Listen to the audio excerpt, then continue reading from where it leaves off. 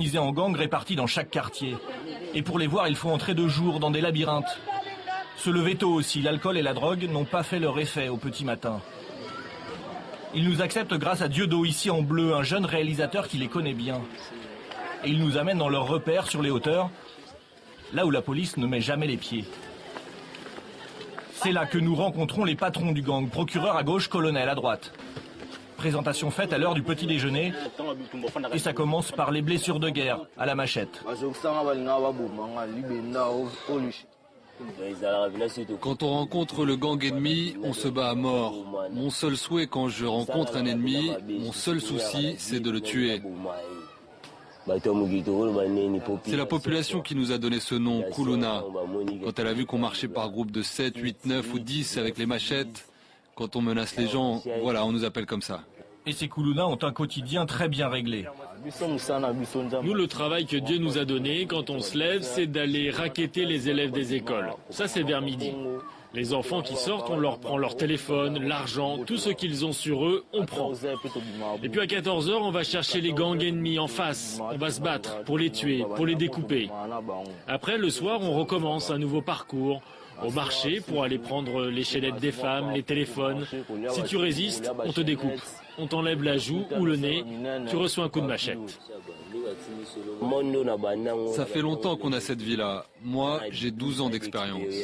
J'étais un enfant des rues, je ne me vois pas faire autre chose. Moi, par exemple, j'ai une femme et 3 enfants. Comment je fais pour les faire vivre? Il n'y a pas de boulot. Je suis obligé de racketter, de prendre des choses.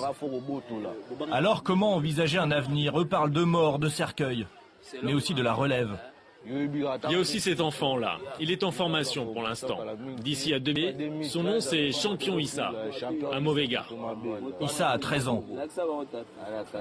Mais il faut une formation? Oui, il faut qu'il soit formé pour qu'il apprenne à découper, à utiliser la machette. Mais vous lui apprenez à découper les gens? Oui, c'est ça, on lui apprend à découper les gens. S'il faut tuer, il le fait. Issa pense qu'il n'a que ce choix, devenir Kuluna. Papa est mort, maman est morte. Je dors dehors. Je suis seul pour chercher l'argent. Alors dans ma tête, je pense juste à être Kuluna. Tuer des gens et arracher les bijoux. Ces jeunes n'ont trouvé que la violence pour sortir de la misère. Un constat d'échec pour toute la société congolaise. Du haut de leur squat, ils se reposent en attendant les prochaines bagarres et sans avoir conscience d'être un phénomène en pleine expansion.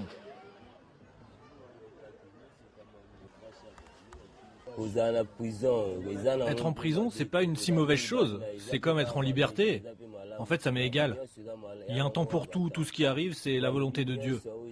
Et peut-être que pendant le temps passé en prison, j'aurais pu mourir d'une balle si j'avais été dehors. Il faut juste glorifier la volonté de Dieu. Moi, je suis allé 2 fois en prison. J'y suis allé parce que j'ai coupé le bras d'un ennemi, comme ça. La Jeep de la police est arrivée et ils m'ont mis en prison. J'ai fait 8 ans là-bas, sans aucune visite. Je me suis débrouillé pour survivre, pour trouver à manger.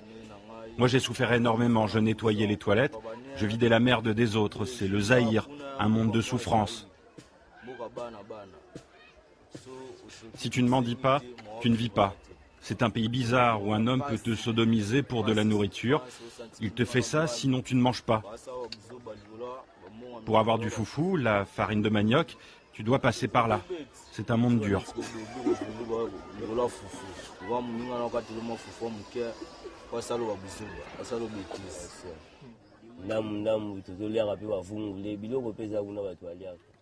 C'est vrai tout ça, mais en prison, on peut vivre quand même. Il y a de la nourriture. En fait, on vit comme ceux qui sont en liberté. On appelle cela le Zaïre. C'est un autre monde. À ce jour, beaucoup de nos amis sont là-bas. On s'appelle au téléphone, du matin au soir, comme d'habitude en fait. D'ailleurs, dimanche, Colonel était là-bas pour les visites. Pourquoi vous appelez ça le Zaïre? Parce que c'est un pays, il y a tous les mauvais cœurs, on voit tous les retards de ce pays. Tu retrouves toutes les difficultés là-bas. La souffrance existe, mais tu peux vivre, par exemple, 7 ans ou plus sans mourir. C'est pour ça qu'on appelle ça le Zaïre. Parce que, en fait, du temps de Mobutu, on ne mourait pas aussi facilement qu'aujourd'hui. On souffrait, mais on ne mourait pas.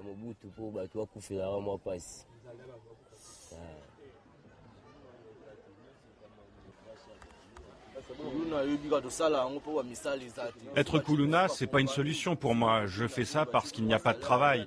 Si on crée des compagnies, avec un bon salaire, on va tous se retirer et abandonner notre travail actuel.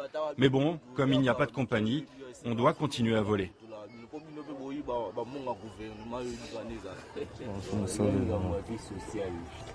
C'est une histoire de progrès social, ça dépend en fait du progrès social. Dans les conditions actuelles, quand on se réveille, on n'a même pas 200 francs pour s'acheter du pain.